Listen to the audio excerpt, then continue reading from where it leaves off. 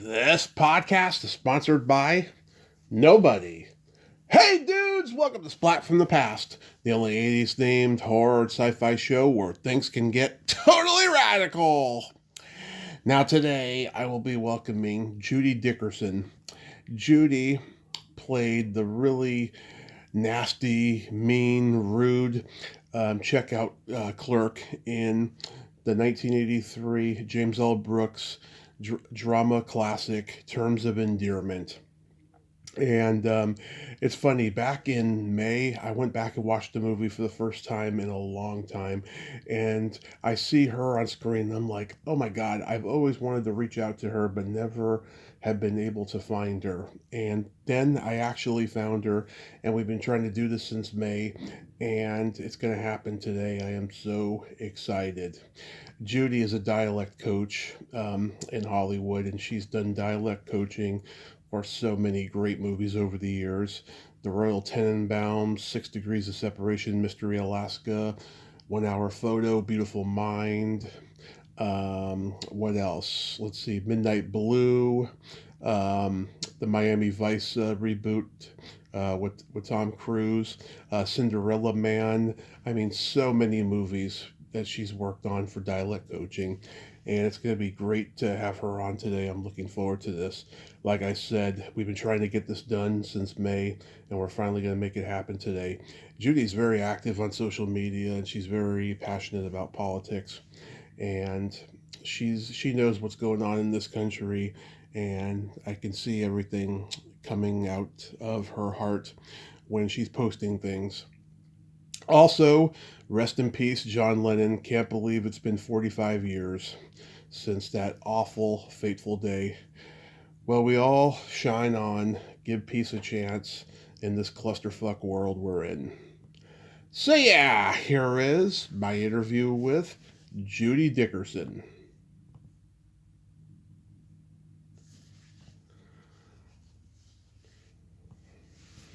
So, going back in time, did you gravitate toward acting early on in your childhood? Yes, I think so. I did a lot of little, summer theater things at my elementary school, and then was in the drama club in junior high and high school, and yeah. And then when I got to undergraduate school, which was University of Idaho, Mm-hmm. there was this incredible professor who became a lifelong friend named Forrest Sears, and when I met him, he was such a magical man and kind and really a terrific director and acting coach. So that solidified it for me. So, you're born and raised in Idaho? No, San Bernardino. I was born there and moved to Boise, Idaho when I was almost 14. Oh, okay. So, is the whole potato thing a myth? No, there are a lot of potatoes. Oh, okay. And there's a lot of bird's eye. When I was going to high school in the morning, we'd have to be up at 6 to drive to drill team, and the radio would talk about that the 6 a.m. onion crew had to report and all that. And I was not a country girl, so I found that to be pretty funny. Yeah. But yeah, there's a lot of agriculture in Idaho. And the good potatoes are not saved for people in Idaho. They're sent out to restaurants, the high-end restaurants all over the country, the big ones. Interesting. Yeah. So when they go to the store, they get the shitty ones. Well, I would probably say so. The potatoes have gotten smaller. Have you noticed in the store? No, they've stayed the same to me in my mind when I see them. Oh, okay. Well, the bagged ones are smaller then. Okay, yeah, But we digress. yes. So after high school, you attend college, and Uh-huh. so you're studying acting. Are you doing like improv or anything? Well, everything, but just did tons of plays. And I was actually a literature major as well, which everybody in the family and stuff would say, "Why are you majoring in that? You'll never make any money." And that turned out to not be true. And I always felt that I couldn't have a life where I didn't do something I loved. Right. I just couldn't be that person to try and work 5 days a week at something that didn't engage my heart and that I wasn't passionate about. And maybe it's good I didn't know any better. I was just a young person who fell in love with theater. And when I was at University of Idaho, we were doing all the great plays. We did Ionesco, and, of course, Arthur Miller and Odette. And, if you didn't get cast in a play, then you went and you directed a one act in this other little theater. So we were all constantly acting and directing all the time. So by the end of my junior year, I knew I couldn't continue with literature, though I read a lot. And but I couldn't. I didn't want to do all the papers because I was too interested in performing. So I gave that up. So were there any particular plays you did that you were very proud of in terms of performance and experience? Well, I did Rashomon, which is a Japanese play, and I have light blue eyes, and I played the wife, because the story is the telling of, these 3 or I think 4 characters. It's been so long, but each act is told from a particular character's point of view, so the story changes. Right. So I was the Japanese wife, if you can imagine, in a black wig. But I loved it. And I did 6 characters in search of an author. I was the mother, which I loved, very odd play. I did House of Bernarda Alba, which I loved. We did Cabaret. We did The Boyfriend. Nice. Runner Stumbles. In summer theater, that was Runner Stumbles, and then Vanities, which was a wonderful 3-person show with 3 women. And, there was just tons of stuff. And it was exciting, and we thought we were really doing something special, And, yeah. I think that, I had amazing classmates as well.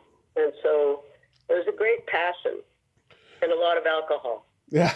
Did any of your classmates go on to become successful in acting? Yes. Bill Fagerbacke. Oh, I remember him from Coach. He was my classmate. Yeah. And then he ended up at SMU, where I went to the MFA program as well. So that was really nice. Other people went into theater. We didn't know about film back then. Nobody talked about heading to Hollywood. We all wanted to do regional theater, like the Guthrie, or, of course, Broadway would be wonderful. And in those days, before the National Endowment was slashed horribly, it was a great time to be an actor because all these theaters had money.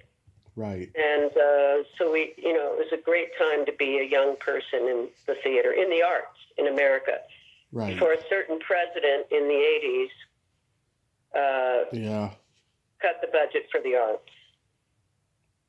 Yeah. I talked to an actor who had a theater company for a couple of years in the 70s and said that the local politicians cut them loose after only a year. And I was like, oh my God, that is awful. But they all landed on their feet, fortunately. Well, artists are very determined. You cannot, certainly you don't want to stifle creativity, but there's a lot of people who don't understand the value of the arts.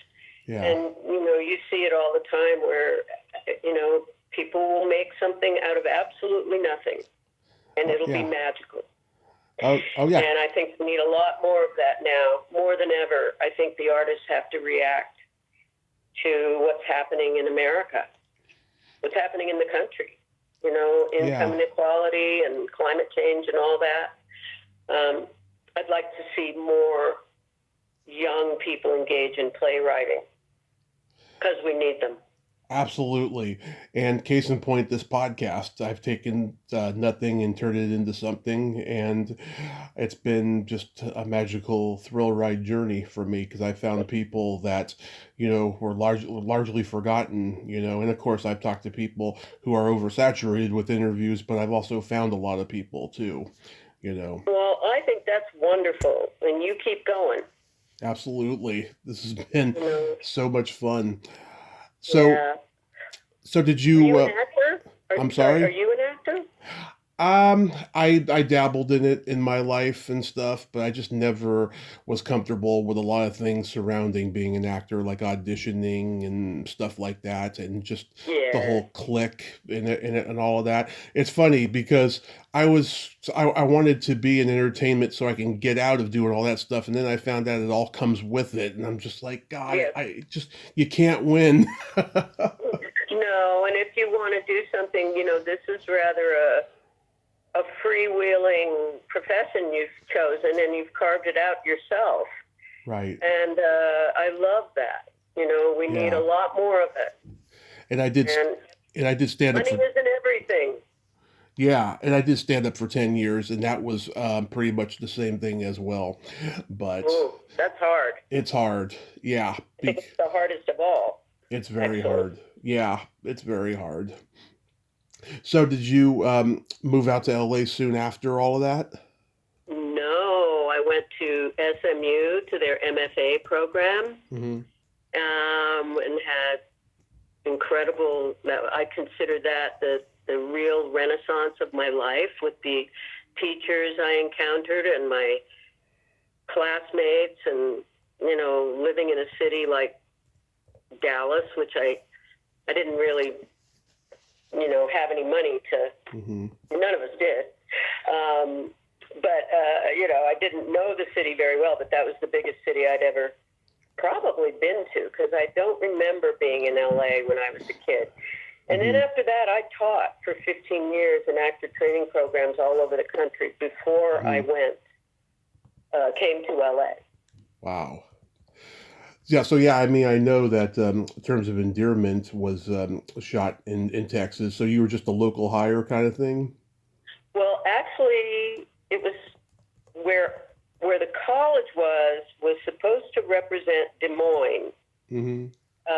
But that was in Lincoln, Nebraska, and I was teaching at the University of Nebraska at Lincoln. Mm-hmm. And I heard that my graduate students were auditioning for this movie. And I went, what? I think I need to do that too. So I went, and I didn't feel I did a great audition, but it was directly with James Brooks. Yeah. And a couple of weeks later, I got a phone call that I got the part. Wow. Yeah, it was fun. And in the college campus scenes, you'll see I helped to gather a lot of my students in the theater department, and they're all over the place. And so it's fun for me to watch and be able to see my students when we were all young and, you know, sprinkled throughout those scenes. Wow. Yeah. So, yeah. Back in May, I went back to watch this movie again. It had been a long time. And when I'm watching, you know, this grocery store scene and stuff, I'm just thinking to myself, you know, I thought you were very cute, you know. Bad hair. Yeah. I love that 80s hair. And I'm thinking to myself, God, why is this girl so rude? Like, when you looked at the script and everything, did you question that? Oh no, you have to justify it. That's the story. That's the character. So, you know, being a person that was trained to, you know, look under every rock to create your character, you know, she was having a bad day. She and her boyfriend had broken up, and you know, it wasn't a good time for her. You know, and then you get this woman who keeps wanting to go backwards with what she's put on the Right. not good. And then the fun thing, if you want to, do you want to hear a little story about that? Of course, that's why we're here. Okay, so John Lithgow Mm-hmm. was hired the day before, and they flew him in from L.A. because Jim Brooks couldn't find the casting for that, or maybe someone else had been in it and then dropped out. I'm not sure. So before we start shooting, he and I are sitting there, really quickly trying to figure out a Midwestern dialect, which we decided had hard R's and drop your INGs. And, so we kind of quickly commiserated, but it was really fun. It was my first time ever on camera. Yeah. And it was just a magical, unforgettable day. So it took a whole day to film. Yeah, and then I got called back for inserts the next day, which I thought was fabulous, to hand her the money and everything. Yeah. And actually, I had Jim Brooks come and talk to Jeff Daniels come in and speak with my students, because he had been a theater kid from Michigan. Right. And so I had him speak with my actors about his journey and acting. And he gave me some tips, he told me that Deborah Winger never does the lines on the page. And so know the scene inside and out, because otherwise, you'll be thrown, and you have to just kind of riff with whatever she puts out there. Right. And so the funny thing was, I went into the makeup trailer that morning of the day the scene was being shot, and she's in the makeup chair, and she leans back and she looks at me and she goes, "You're playing the grocery clerk?" Yeah. And I said, "Yeah." And she goes, "Jeff tell you how I work?" And I said, "Yeah." And she goes, "Yeah, just know the scene inside and out, or I'll drive you crazy." Yeah. So there you go. Film acting 101. Yep, I've heard those kind of stories about Deborah Winger, Mm-hmm. What was John Lithgow like? Oh, so kind, funny, but not a person who walks on set and, tries to draw the attention to himself. Very professional. Mm-hmm. That scene didn't have very many takes because we just had such a nice little connection in there, and the little boys were lovely as well. So, yeah, John Lithgow, I saw him years later, and still just as kind as ever. And then, do you know Nate Nowles in L.A.? Nate Nowles? Oh, yes. I've never been there, but I know that famous place. Well, yeah, where all the blacklisted writers used to go. Well, I wasn't with my husband, but he was at Nate Nowles one Sunday, and John Lithgow Mm-hmm. was at the cash register. So my husband went up to him and he said, "Excuse me, Mr. Lithgow, but I'd be remiss if I didn't pass on greetings to you from my wife. It was It's Judi Dickerson, and she was the rude grocery clerk in Terms of Endearment." And she goes, "Oh my God, Judi." He goes, "Do you know she made my career?" Which wasn't true, but he got the nomination for that one couple of little scenes. So I thought that was really sweet to be remembered in that way. It wasn't true, but anyway, that's the kind of sweetheart he is. Yeah, he got a couple of nominations back to back at that time. He did the World According to Garp. Was that Garp as well? The World According to Garp, where he was in drag. Mm-hmm. Yeah. Yeah. No, all these people came out of theater, a lot of them, and that's why they were wonderful to work with, because there's a kind of give and take. Mm-hmm. But sometimes actors who are not coming out of theater, it's about the camera and not the other person in the scene. Yeah. I won't say all, but some. I just love the way he says, "Then you must be from New York." Yeah. And that made all the New Yorkers crack up. Yeah. And I think other people too. But yeah, it was pretty fun, I have to say. One of my favorite times of my professional life. Yeah, he's just such a genius. You know, he was part of that wave of TV guys transitioning into film like Gary Marshall and just, Hmm. he understood humanity and that's what he brings to the films to this day that he makes. Yeah, and the other thing is, that movie was one of the first that had very short, quick cuts from scene Mm-hmm. to scene, Oh which yeah. I think, and I'm not a film theory person, but I think that that came out of TV, and Mm-hmm. Yeah. it kept the kind of there's a layer of joy in the midst of the sadness of the story. Yeah. I think it's how he edited it, and that there's a particular tone to the movie that was unusual for the time. Absolutely. Jack is so great in that movie too. Did you get to meet him? Indirectly, I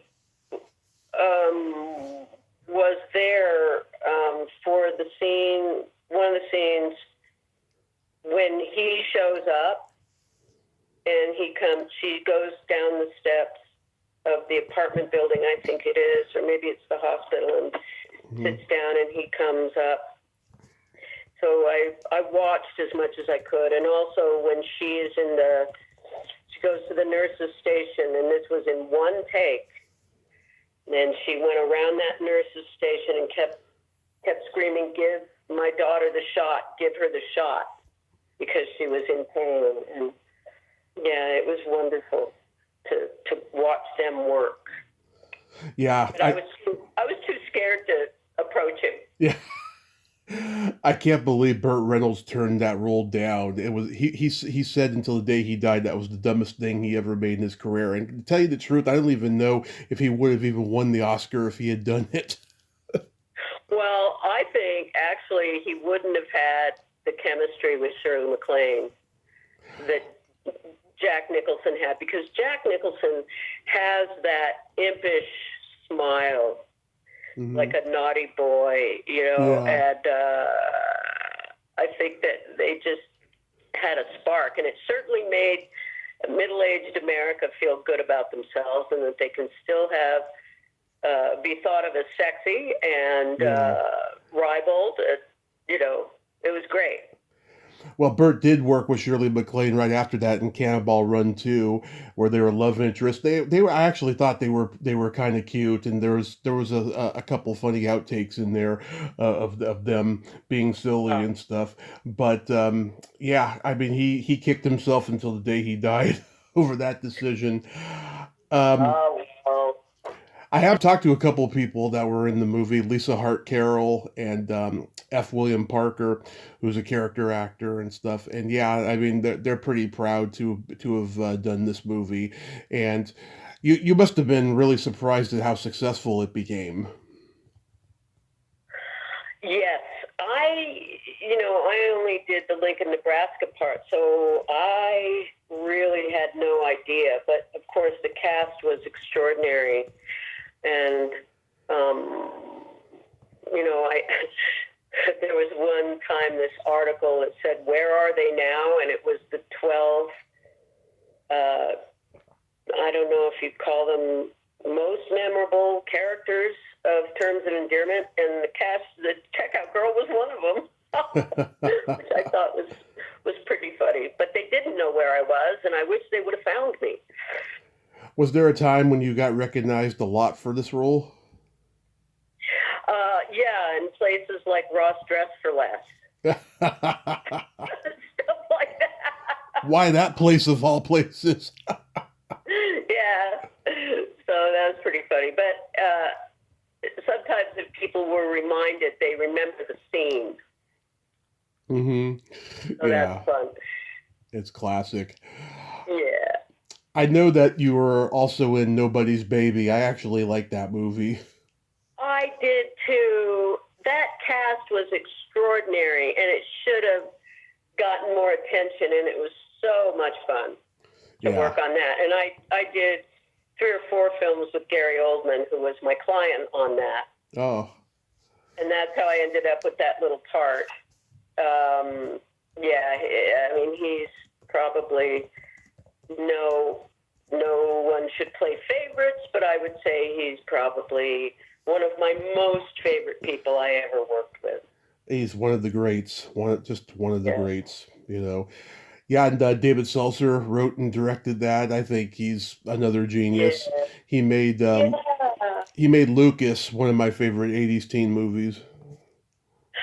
God, you know, what was I doing? Well, I guess I was working with Gary, but I thought he was such a lovely guy. That was one of those experiences where every day was fun to come to work.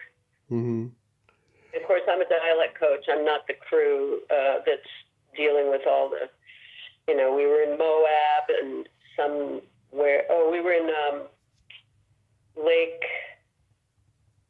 What's that lake? It's not really a lake. It's a reservoir. Okay. In California, Southern California. Anyway, it was pretty loony, and yeah, that was a fun, everything about it, and meeting Mary Steenburgen, and then Ted, they had just gotten married, and so they came, and it was fun to meet them and sit around and talk. Yeah, that was a good movie. Yeah, Caroline Aaron played the doctor. I've interviewed her. They find pepperoni in the baby. That's so funny. Oh, well, let's not even talk about the chapstick, okay? Yeah. It's a funny movie. Very funny movie. Yes. Now, during the years that you were teaching, did you enjoy it? I loved it. I thought I was very lucky because, first of all, my teachers at SMU, I feel, were master teachers in voice, movement, acting, Shakespeare, speech, and I was a sponge. I wasn't supposed to necessarily be there, and I somehow got into that program because of Jack Clay. And so everything I taught, and really teaching is, you know, taking what you've learned from a mentor or a great teacher and then passing that on, informed with your own imagination and instincts and perceptions, you know, because a lot of teaching acting is really trying to help someone open up their heart and soul and surrender to the world of the character. And it's a mix of being very personal with actors, but also being kind of like a guide. And I loved it, and I had amazing students. And I feel that the best person in me was that teacher. And it's different than dialect coaching on film because you're doing something that's mostly a kind of left brain exercise, but and I think sometimes I didn't fit in that box so well, having taught so much acting and improv, a lot of improv. So it depended on the actor, you know, how much we could talk about the work and the character that they, you know, Gary Oldman, we would just explore and experiment. And he was a joy because acting for him it makes him so happy. Do you think you got a satisfaction teaching that you didn't get when you were acting? No, because acting is like flying, you know. You're just something. It's almost like you're in a state of mind that is not like a trance, in a sense. I think if you really get the character, I mean, one doesn't always feel that you've reached the full realization of a character. But when you have, and you can just be free to explore every night, I think that is heaven. Right. I know. I asked.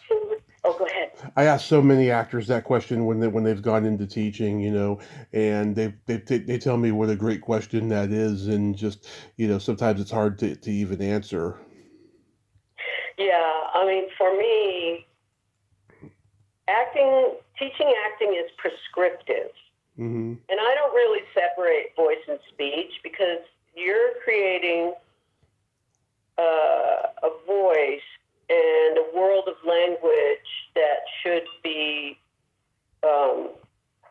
specific to that character Mm-hmm. and to the story. And so my job was always to help an actor enter that world. We all have a specific language world within us. Right. And then a character does because of what the playwright wrote or what the screenwriter wrote. And so the job, I believe, is to bring your imagination and marry that with the givens of the story. Mm-hmm. And be respectful of that, I think. But teaching for me was a joy because I was a very affirmative teacher. Right. I don't believe that, beating someone up and humiliating and insulting. And there were famous teachers who did that. I don't think that unlocks the imagination. Well, yeah. Well, I think those teachers, were bitter, and they didn't have, what they wanted. They wanted to be either good looking or talented or whatever. And when they saw students who had all those things, they would beat up on them. Well, it's also a power position. Yeah. Somebody is trusting you to guide them, and they're trusting you with their heart and soul. And there are some actors who were just, not really wanting to do the work, but it was their major. Right. And I taught undergrads and graduates. And I feel that, for the most part, I was in love with my students. I went to their graduations and I would cry because I realized, it's like having children, and they have to go and fly, into the world, into their new life. But it was always fun. I believe teaching with joy and humor is really important. Absolutely. I mean, I think humor is a very big tool that everybody needs, So what got you into the dialect coaching, and what necessarily is a dialect coach? Okay. So there was a famous teacher from Juilliard, Mm-hmm. at Juilliard. Her name was Edith Skinner. Uh-huh. And my teacher, Peggy Loft at SMU, had been her protege at Carnegie Mellon. All right. Now, I want to give you this history because it's often lost in how all these dialect coaches came to be. Now, Michael Saint-Denis and the great John Houseman wanted to start Juilliard. Mm-hmm. So they asked Edith Skinner to join them up there and to create the speech program. And she was down at Carnegie Mellon. Mm-hmm. So she asked Peggy Loft to come with her. And Peggy moved to New York, and she would teach 4 days a week. And then on Fridays, Edith would fly in from Pittsburgh and teach all these actors like Robin Williams and Christopher Reeves and so on. Mm-hmm. And then Peggy went to SMU, and she terrified me, but I adored her. And she also felt that I really had a gift for speech. So she encouraged me to go study with Edith Skinner, Mm-hmm. who was giving a workshop in Milwaukee that year, which I did. And I already knew Linklater work. Kristen Linklater was one of the main voice what do you want to call it, an approach to vocal training for actors. And Peggy had been also trained by her. Uh-huh. So when I was teaching all over and coaching theater and so on, and I finally get to California, and I'm teaching at Cal Arts, and I get a call that Will Smith needs a coach for his work in 6 Degrees of Separation. He'd just been taught. Mm-hmm. And the voice teacher didn't want to coach him because she didn't like speech work. So she asked me to do it. So I spent 3 months with Will Smith. Mm-hmm. But what happened, the reason why I was at Cal Arts is there was another coach who took a sabbatical because she was starting to work in film and she wanted to see if she liked it. Well, she had an agent, and her name is Diane Camp. Mm-hmm. And Diane Camp only represented people who had either studied directly with Edith Skinner or had been taught by someone who was. So there were at that time about 12 of us. And eventually Diane also started to represent me. And my first client after Will Mm-hmm. was actually oh my gosh, The Graduate. Dustin Hoffman? Huh? Dustin Hoffman? No, oh my God, what's her face? Oh, Catherine Ross. No, the other one. Anne Bancroft. Yeah, there you go, Anne Bancroft. And she really scared me to death. She yelled at me because I gave her a note that she was frustrated about and couldn't execute. And so I thought, oh, this world, this is not for me. But then one thing led to another, and then I guess Mystery Alaska, his coach, Jessica Drake, Russ Crowe's coach, Mm-hmm. was having a baby. And so she asked me to do that film. Yeah. And then with Russell, it ended up, about 23 films later. It was not in my plan. I went to LA to act, but this was a new sort of job in film that was really getting recognized and utilized. And Diane invented the contract Mm-hmm. and the money, Mm-hmm. the rate that we were hired at, and it just, one thing led to another. And every now and then I acted. Like I did have a cute little part in A Good Year, if you ever watch it. Yeah. As a rude American, Yeah. I play rude people. That's my thing. Yeah. So anyway, it just sort of went on from there until my last big project was American Primeval. Mm-hmm. Yeah, you've worked on some great movies as a dialect coach. 6 Degrees of Separation, The Royal Tenenbaums, A Beautiful Mind. Oh God, one of my favorite Robin Williams performances, 1 Hour Photo.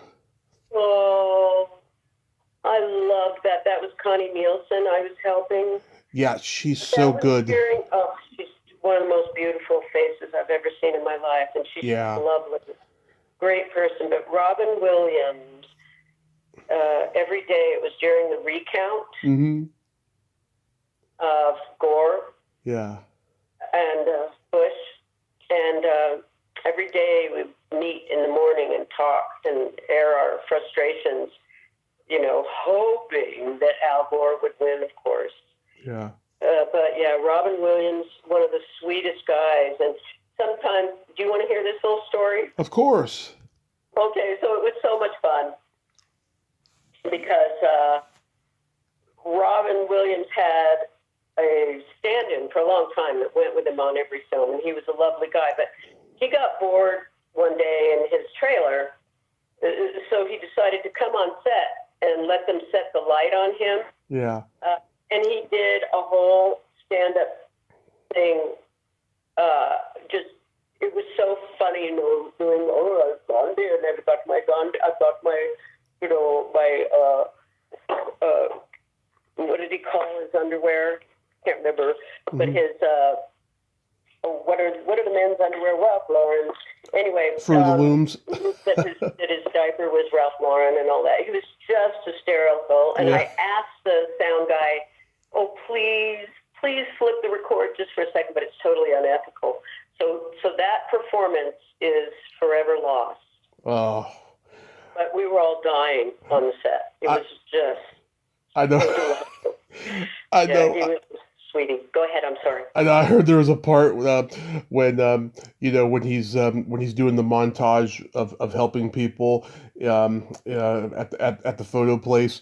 There's a guy who was bringing him porn pictures, right? And Robin ad-libbed something like, "I made it extra pink for you" or something like that. Oh God. No, he was something, but he was I wasn't really friends. I can't claim that. Yeah. But I could feel deeply sensitive, deeply, and kind. Oh. Yeah. Just a real love bug. No one like him. Just God. Mm-hmm. He was on Mark Maron's podcast in the very beginning, and just his humanity comes out in that interview. It's no wonder it's in the Library of Congress. It's just a great talk where it hasn't been thrown out by. Well, don't get me started. He opens up about suicide attempts he had made and just his alcoholism and everything, and he told some funny stories in there. It was a great conversation the two of them had, and it's to be treasured. He was just a treasure, that guy. Oh yeah. So like the Royal Tenenbaums, I love that movie. It's like the only Wes Anderson movie that I can get through because he's so out there and stuff. But this movie is so quirky and yet relatable because it's about a weird family. I think I wasn't Owen Wilson, right? Owen Wilson, Gene Hackman, Gwyneth Paltrow, Bill Murray. Yeah. Tragically, I was not on set, but I actually coached both the Wilson brothers at different times. But yeah, that I met with him and prepped him for the film. Mm-hmm. But you didn't like Grand Hotel? Grand Hotel. What movie was that? Wes Anderson. Wes Anderson. I didn't see it. Ooh, with Ray Fiennes, it's delightful. I'll check it out then. Yeah. Good set design too. Nice. And you've also done dialect for theater? Oh yeah, not in a long time, but when I lived in Seattle and taught there, I did a lot of work at Seattle Rep, Intiman, American,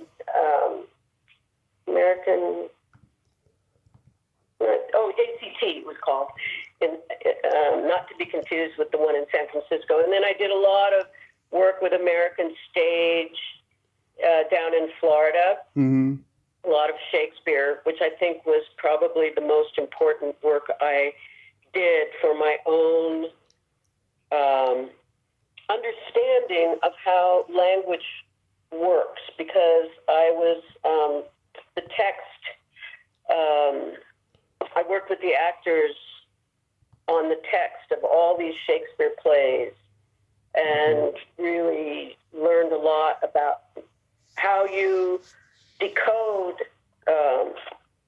Shakespeare and how the language works. Oh, and I also worked at A Noise Within back in the day in LA for a long time, which then I got to coach the importance of being earnest and stuff like that. So anything like that for me was always an opportunity to learn and to deepen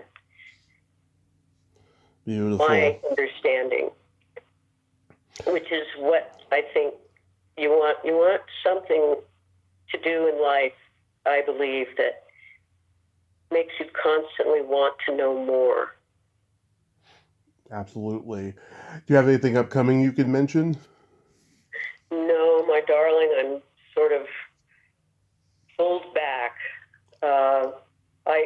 I feel that the business has it's different now, and I'm actually curious what's going to happen with AI. If AI will be the new dialect coach, and they just sort of layer it on dialogue. I mean, that's in the future, but I'm not. I think the business, as you know, has been slow, and things are now starting to pick up. But so much went overseas, and I just feel that I don't want to be overseas and have to work. I want to play. Right. I know it's really scary, and of course that Netflix deal with Warner Brothers and everyone's up in arms about it. It's a really scary time, not just for that, but just life in general is. Oh, absolutely, and I think that we are in a hyper Gilded Age. It makes the Gilded Age look like small potatoes. If you watch that show, which is one of my favorite shows because I love the dialogue. Yeah. Anyway, I think you're right. I think we're in a scary time, and now I guess Paramount is they're in a bidding war. So we'll see. Yeah, it's really, really sad. Real quick, we got to play by Secret Silly Game. This is a series of silly slumber party questions. It's no win or lose, just pure fun. And how the game works, Judy, is I ask you the question, you answer it, and then you ask me that exact same question, and I answer it. And feel free to comment on the answers because they might be funny. Okay. Judy, are you ticklish? Yes. Are you ticklish? Yes, very ticklish. I'm baby ticklish. Oh, yeah, that's not good. Don't tickle me. Because then I have this laugh that won't stop, and you don't want to hear that. Yeah. Is your belly button an innie or an outie? Innie. Is your belly button an innie or an outie? It is also an innie. Yes. What color? More attractive. Yeah. What color are your toenails painted? Darling, I don't paint my toenails or my fingernails. Okay, I've run into those people. Are you a toenail painter? I am right now. I got the holiday colors. I got the red, green, and white. Oh, you wild man! What about Hanukkah? You need blue and white for your Jewish friends.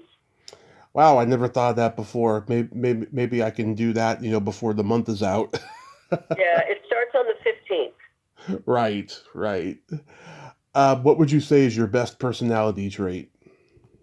My best personality trait, I guess I'm a festive person. Nice. I love to have parties and see my friends and have fun. Love that. What's your best personality trait? Well, being that I'm a Gemini, I have empathy and I have no filter. Gosh, I should have done something more sincere. No, having parties is a wonderful thing. Well, yeah, and I will say, no, you know what? I think it's that I love my friends.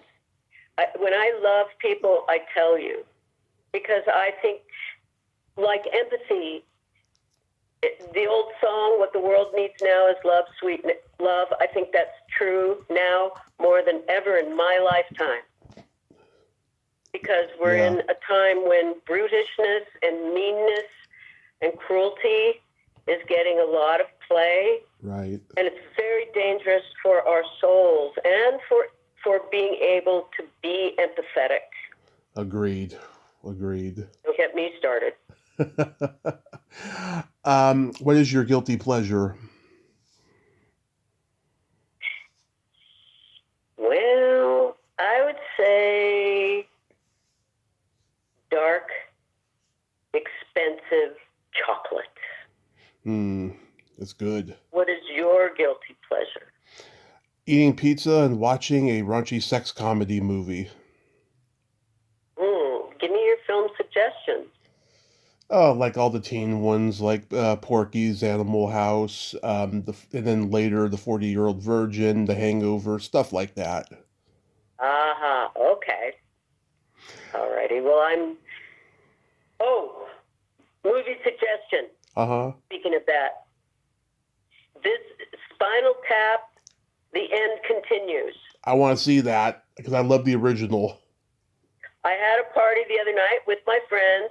Mm-hmm. We all took a hit off a joint and we watched it, and it was so much fun. So I highly recommend it. You are so fucking cool for admitting that. Oh, I think it's how do we cope?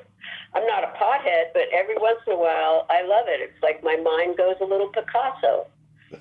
I love it. And then my favorite question, is there a stinky smell that just makes you gag? Is there a stinky smell? Barf. That's a popular one. Luckily, I haven't smelled it in a long time. You? Either farts or feet. Oh, yeah. Well, I went down the list and there's so many. Pollution, sulfur. There is. I have a joke for you. What do you call a boy that doesn't masturbate? What? A liar. Yeah. There you go. It's true. It's true. All right. Little stinker. Judi, thank you so much for coming on today, and I hope you have a happy holiday season and be safe. And I love seeing how passionate you are about the political situation on Facebook, and I will continue to read your posts because you're so smart and you're so in tuned. Oh, you're so sweet. Thank you so much. And I want you to go and get your toes painted with Stars of David in gold and then alternating blue and white and post it on Facebook. That's a tall order. I'll see what I could do. If not, I will do something really festive and I will send you the picture. Oh, delightful. Thank you for talking to me. I hope if I offended anyone, I'm not going to apologize. You did not offend me, Judi. It's hard to offend me. Thing, I was afraid you were going to Jiminy Glick me, and that would have been really scary. All right, you be well. Absolutely, you too.